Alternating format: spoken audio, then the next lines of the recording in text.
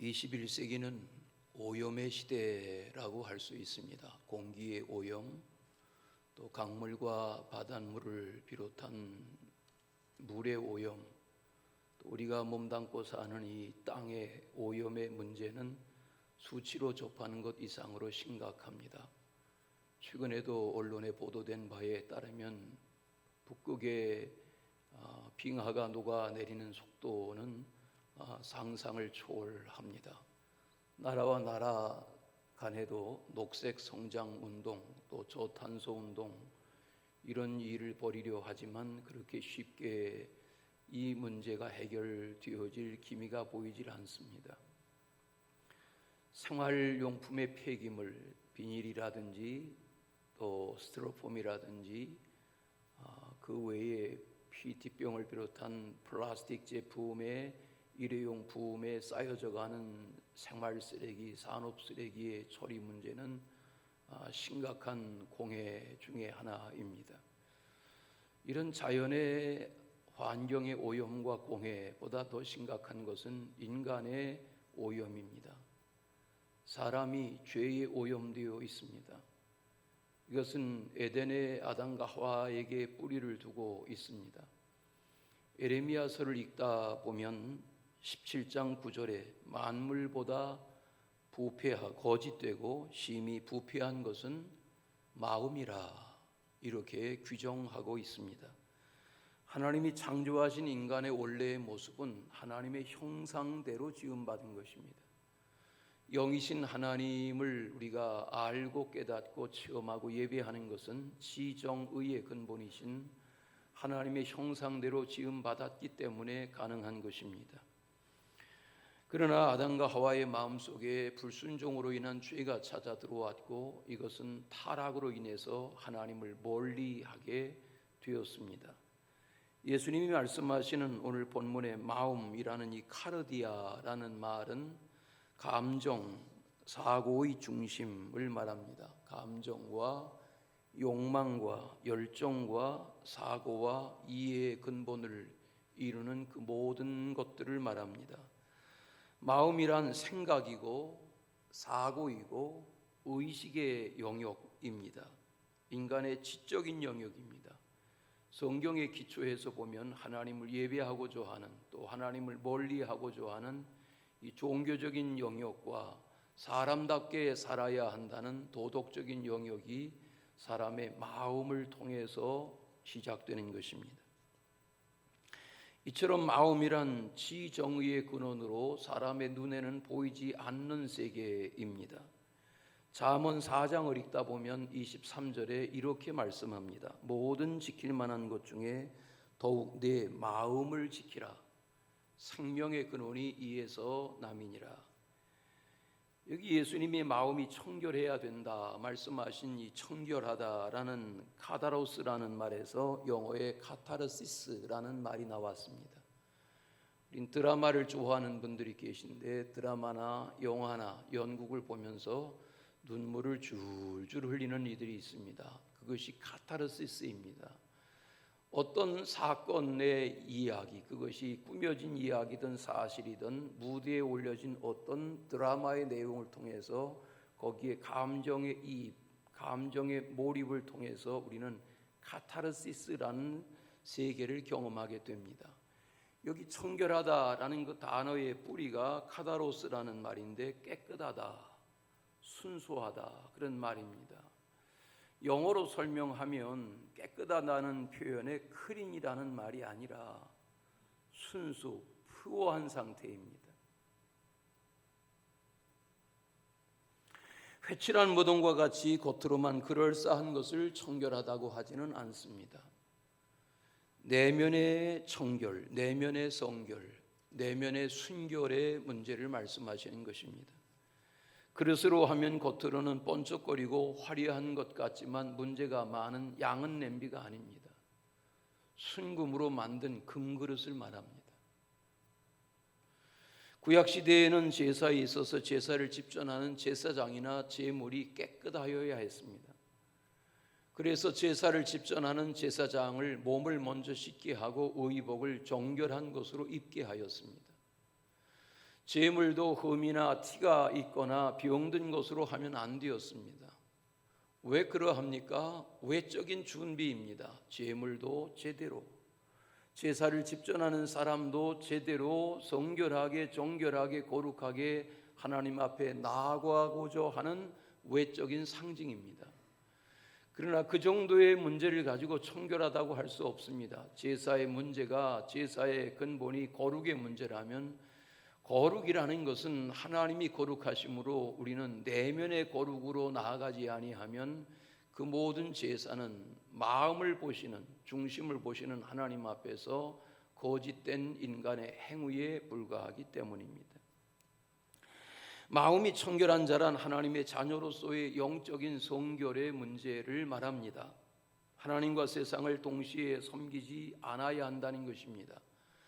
요즘 마태복음 5장의 팔복의 말씀을 계속해 대하고 계신데 6장 말씀을 읽다 보면 산상수훈에 마태복음 6장 말씀의 24절에 끝에 보면 하나님과 재물을 겸하여 섬기지 못하느니라고 했습니다. 여기 두 마음, 하나님과 재물로 나뉘어진 두 마음의 상태는 청결한 마음이 아닙니다. 예수님이 설명해 주셨습니다. 한 사람이 두 주인을 섬기지 못한다. 혹 이를 미워하거나 저를 사랑하는 것이다. 혹 이를 중하게 여기거나 이를 경하게 여기는 것이다. 이렇게 분명한 어느 쪽에 편을 들고 편에 서는 것이어야지 하나님도 조금 세상도 조금 이렇게 회색지대에 서서 필요에 따라 하나님 운운하고 필요에 따라서 세상으로 우리의 마음을 빼앗기는 상태를 마음이 청결하다고 할 수는 없습니다. 그러므로 예수님이 말씀하신 마음이 청결하다는 것은 하나님께 대하여 두 마음을 품지 아니한 상태를 말합니다. 청결하다는 것은 의복으로 말하면 한 가지 재료로 직조한 것입니다. 곡물로 말하면 쭉정이를 다 구별하여 불태워버린 알곡만의 상태를 말하는 것입니다. 군대로 말하면 무작위로 착출한 군대가 아니라 정예화된 군대입니다. 기드온의 때에 미디안과의 싸움에 32,000명이 모병되었습니다. 하나님은 너무 많다 하셨고 22,000명을 돌려보냅니다. 10,000명으로 싸울까요? 라고 기드온이 묻자 하나님은 여전히 많다고 하십니다. 그렇게 하여 정예화되고 정예화되어 남은 군대의 수가 300명이었습니다. 그 300명으로 13만 5천의 미디안 군대와 싸워서 이기게 하셨습니다. 하나님이 이기게 하신 것입니다.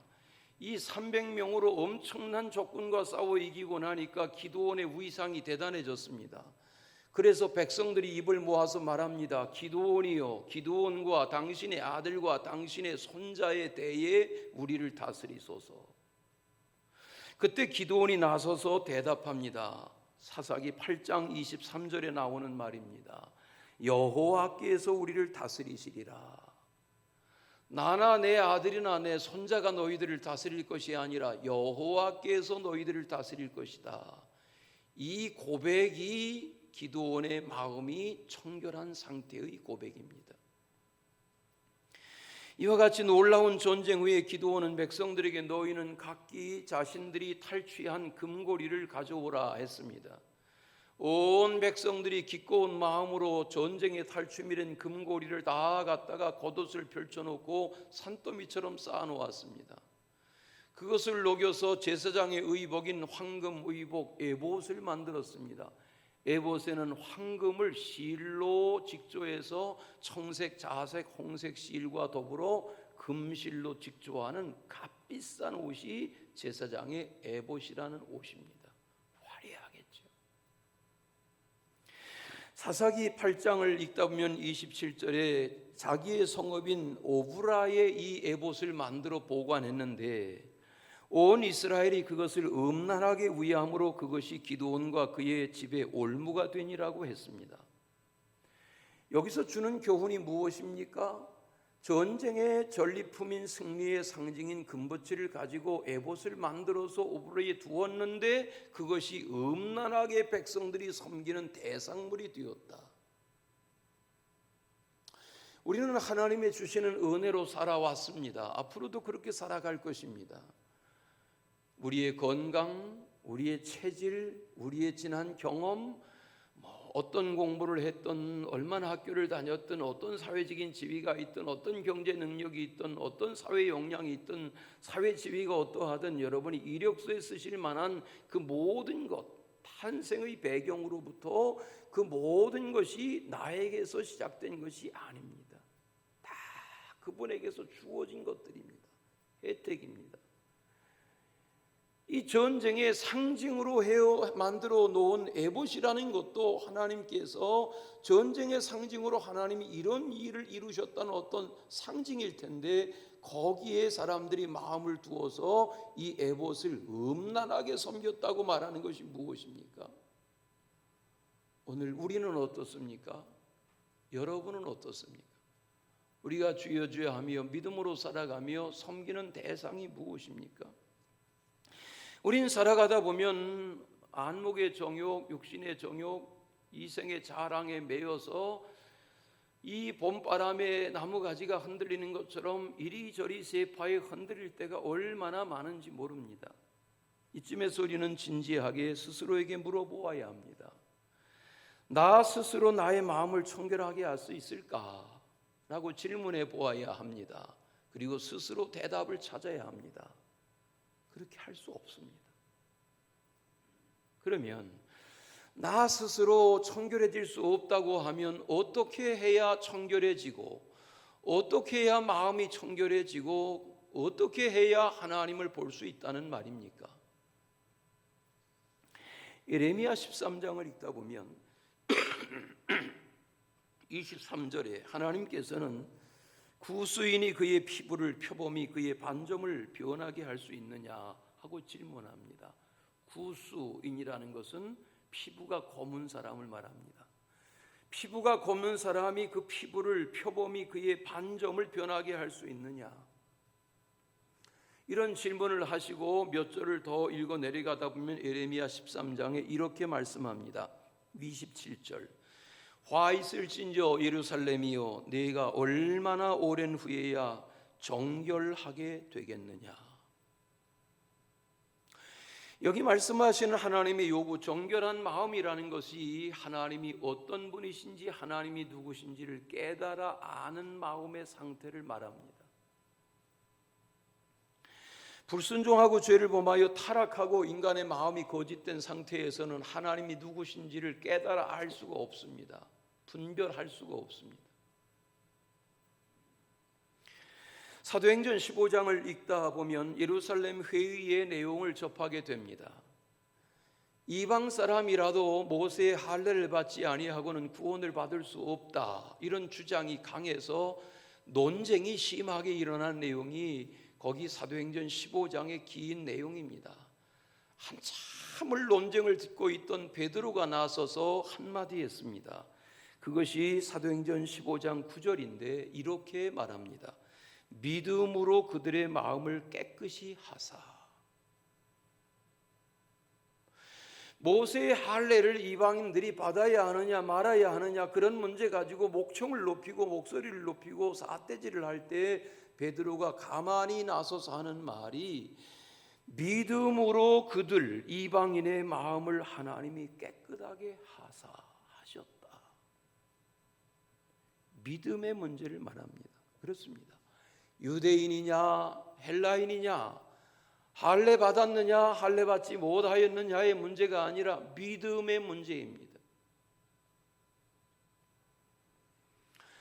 믿음으로만이 하나님을 통해서 우리의 마음이 청결해질 수 있습니다. 우리의 마음을 청결하게 할 수 있는 분은 하나님이십니다. 오직 그리스도이십니다. 오직 성령이십니다. 믿음의 사람이었던 다윗도 그런 고민이 있었습니다. 그래서 다윗은 그런 기도를 했습니다. 시편 51편 말씀 10절에 하나님이여 내 속에 정한 마음을 창조하시고 내 안에 정직한 영을 새롭게 해주세요. 여기 정한 마음, 정직한 영이라는 것이 청결한 마음의 상태를 구한 것입니다. 하나님, 내 마음이 죄의 악으로 인하여 민망한데 이 죄의 문제를 해결받을 수 있는 정결한 마음, 정직한 영을 내게 덧입혀 주세요라고 기도한 것입니다. 이 코로나 시대에 우리의 삶의 생활 습관에 변화는 손을 씻고 또 씻는 것입니다. 예전에 우리의 생활 습관으로 말하면 이렇게까지 손을 정결하게 씻던 문화는 없습니다.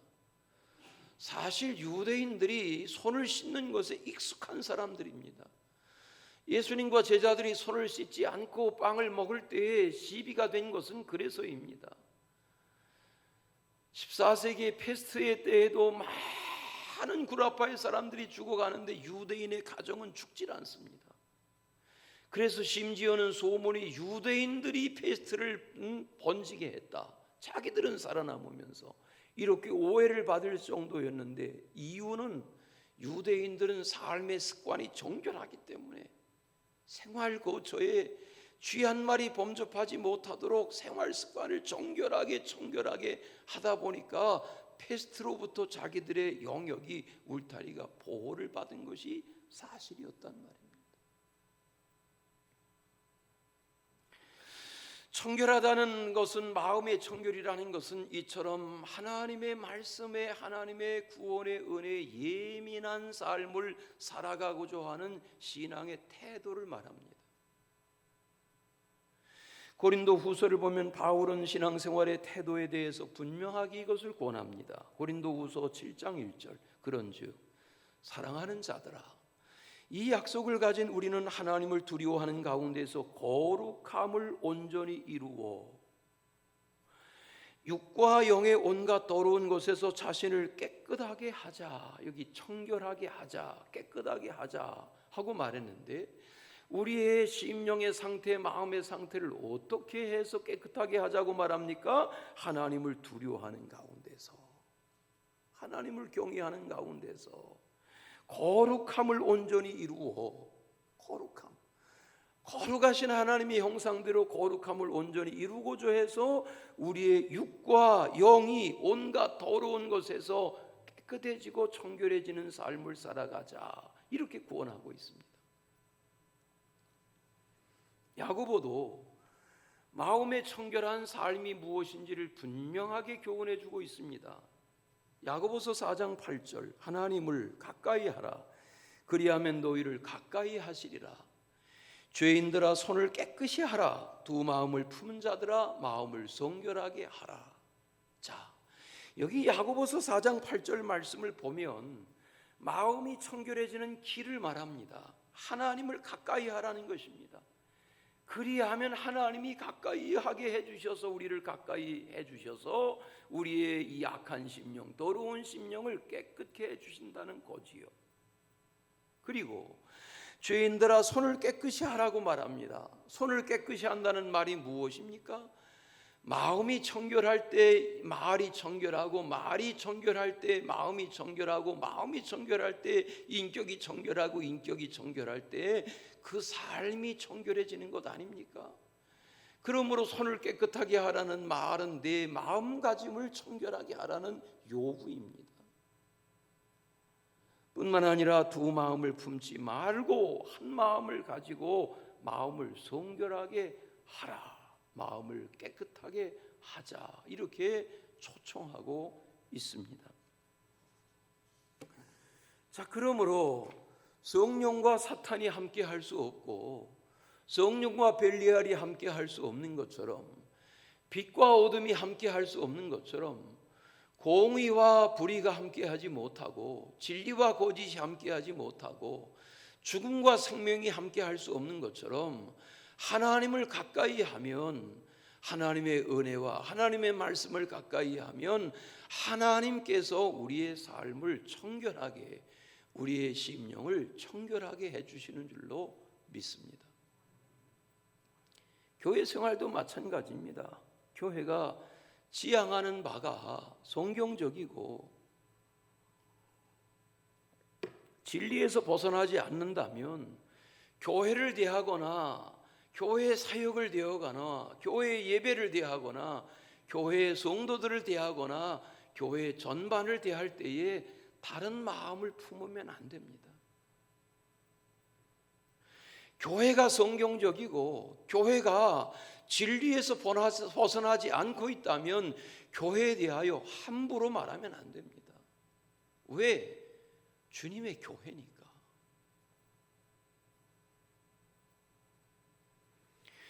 에베소 교회에 편지한 사도 바울이 에베소서 4장에서 문제가 많던 에베소 교회 성도들에게 그런 말을 합니다. 에베소 4장 3절, 평안에 매는 줄로 성령의 하나 되게 하신 것을 심써 지키십시오. 에베소 4장 13절, 우리가 다 하나님의 아들을 믿는 것과 아는 일이 하나가 되어 온전한 사람을 이루어 그리스도의 장성한 분량이 충만한 데까지 이르리니.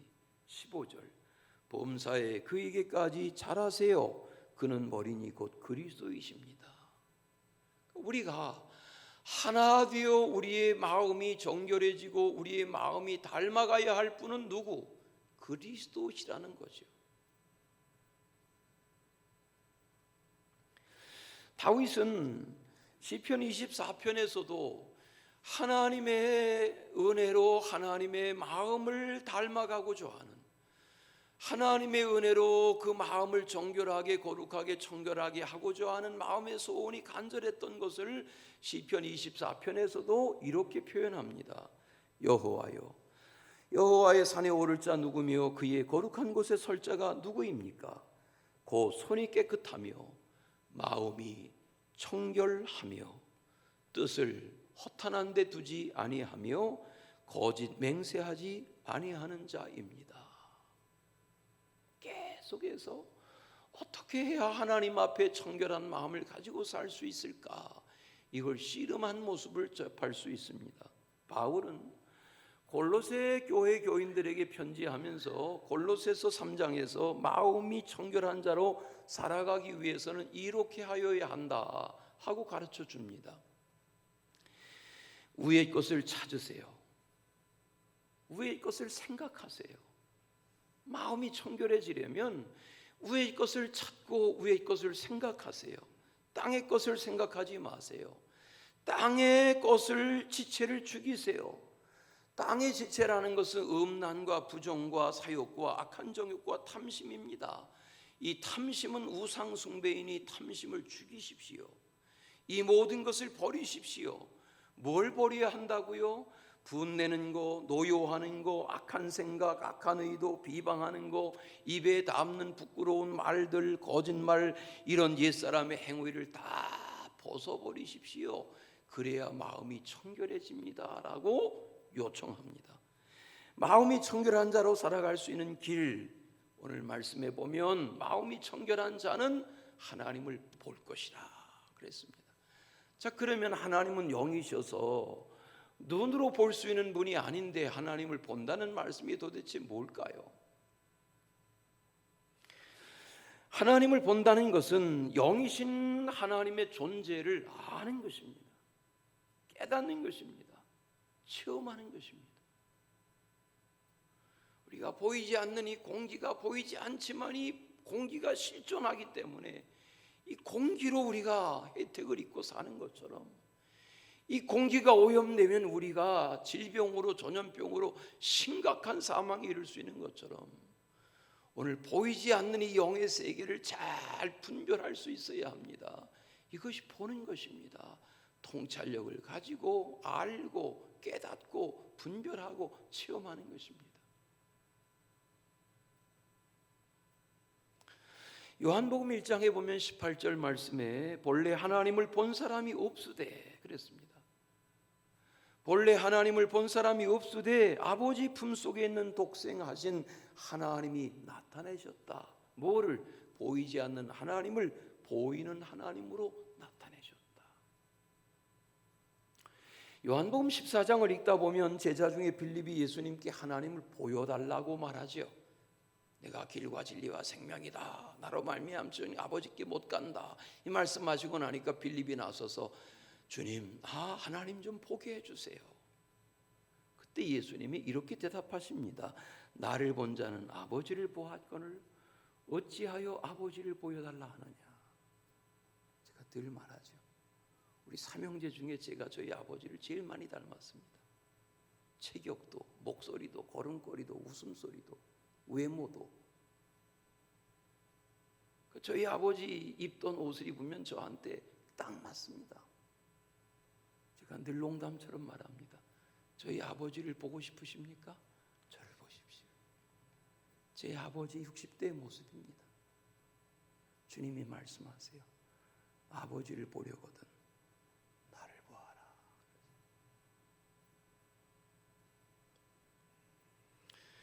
그러면 우리는 복음서를 통해서 예수 그리스도의 무엇을 봅니까?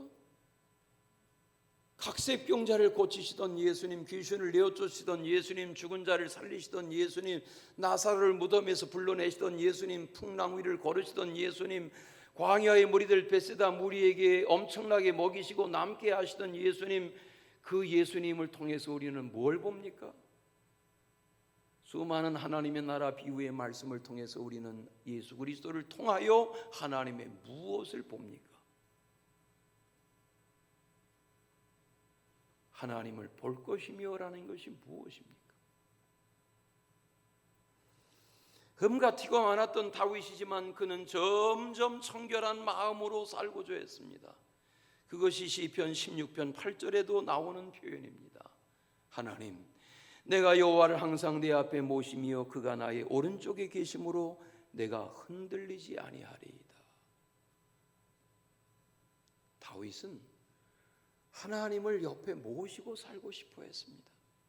하나님이 내 오른편에 계심으로 내가 흔들리지 않습니다. 그 곁에 하나님이 계시다면 다윗이 하나님을 영으로 보았겠죠. 늘 대화하고 보았겠죠. 그 다음 귀절인 시편 16편 9절에 보면 다윗은 이러므로 나의 마음이 기쁘고 나의 영도 즐거하며 나의 육체도 안전히 거합니다. 이렇게 말합니다.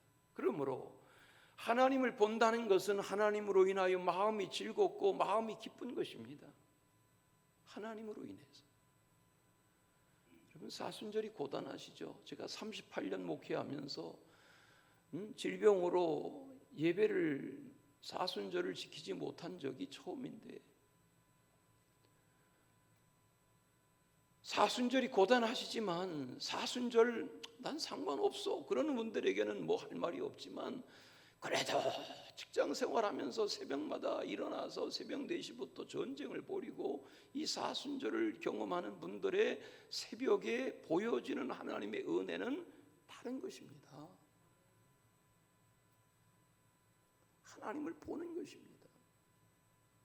지금 무슨 메타버스 운운하고 무슨 이 3D의 세계, 4D의 세계를 다 새로운 입체적인 영상으로 그런 과학의 기기를 눈에다가 장착하면 세계가 내 안에 새로운 세계가 펼쳐지고 그런 세계 속에 살지만 그런 정도의 차원으로 하나님을 보는 것이 아닙니다. 하나님은 실존이십니다.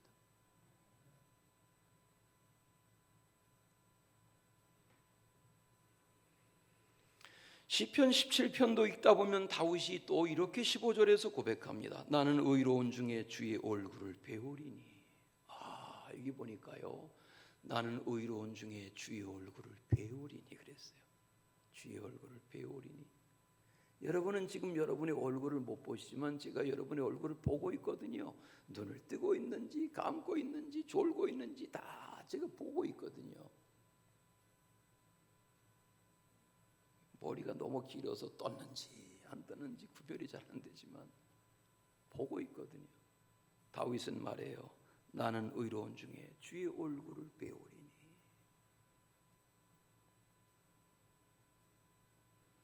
깰 때의 주의 형상으로 만족하리이다 라는 말은 다윗은 하나님 앞에서 하나님을 뵙는 듯한 삶의 태도를 가지고 살았던 모습이 분명합니다. 하나님을 뵌 것입니다. 우리가 즐겨 부르는 찬송가 85장 한번 펼쳐보세요. 85장 찬송가에 구주를 생각만 해도 라는 찬송가를 아시죠? 구주를 생각만 해도. 그 1절 가사는 이렇게 되어 있습니다. 구주를 생각만 해도 이렇게 좋거든. 주 얼굴 배울 때에야 얼마나 좋으랴. 여기 버나드라는 클레보리의 버나드라는 사람이 이게 12세기 인물입니다. 11세기 말에 태어나서 12세기까지 살았던 영성가입니다. 900년 전의 인물입니다. 그는 190여 연의 긴 신앙시를 썼습니다. 그 긴 신앙시 중에 일부분이 오늘 축약되어서 엄선되어서 오늘 우리의 찬송시로 구별된 것입니다. 900년 전에 쓰여진 찬송시입니다. 구주를 생각만 해도 이렇게 좋거든. 주님의 얼굴을 배울 때 얼마나 좋을까.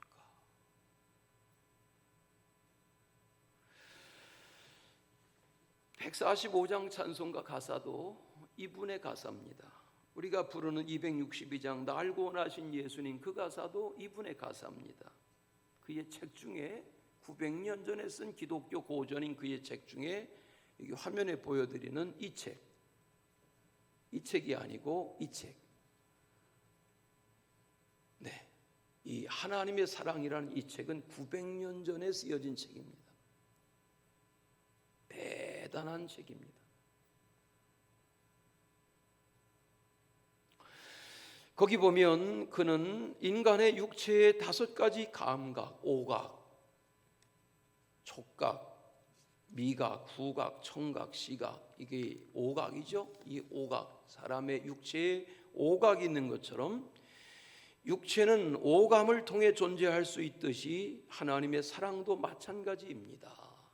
그의 책에서 성도는 하나님을 만지고 맛보고 냄새 맡고 듣고 볼 수 있어야 합니다. 체험을 말해요. 예수 그리스도는 하나님의 형상이자 맛입니다.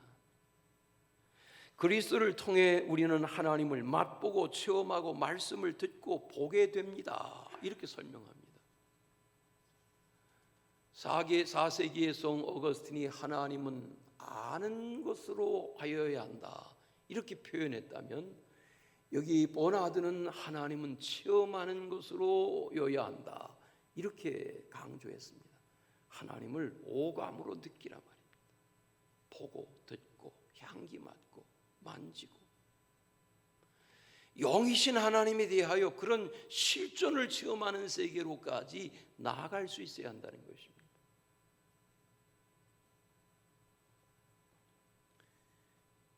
야고보는, 예수님의 동생 야고보는 마음의 청결과 하나님을 보는 세계에 대하여 이렇게 말합니다.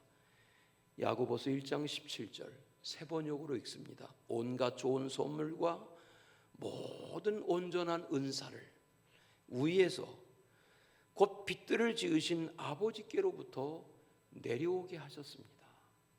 하나님이 온갖 좋은 선물, 온전한 은사들을 다 선물로 주셨다. 3년 만에 저 잠실의 벚꽃, 또 여기 여의도의 벚꽃 3년 만에 개장한다 하지 않습니까? 군중이 모일 수 있도록. 이 앞길도 이제 해가 지날수록 벚꽃이 아름답겠죠. 이미 이렇게 비가 오고 나니까 몽우리가 피어오르기 시작하죠. 온갖 좋은 것이 하늘로부터 은사로 빛을 지으신 아버지께로부터 주어지는 것이다. 마음이 청결해지면 하나님의 세계가 보여지기 시작하는 것입니다. 사랑으로, 말씀으로, 믿음으로, 은혜로. 그런 은총의 삶을 살아가는 주인공 되시기를 축원합니다. 사랑의 주 하나님 아버지, 오염되고 타락하고 혼탁한 세상에서 마음이 청결한 자로 살아 하나님을 보며 하나님의 은혜를 누리며 그 은혜를 체험하며 증거하며 사는 믿음의 사람들 되게 하여 주옵소서. 예수 그리스도의 이름으로 기도하옵나이다.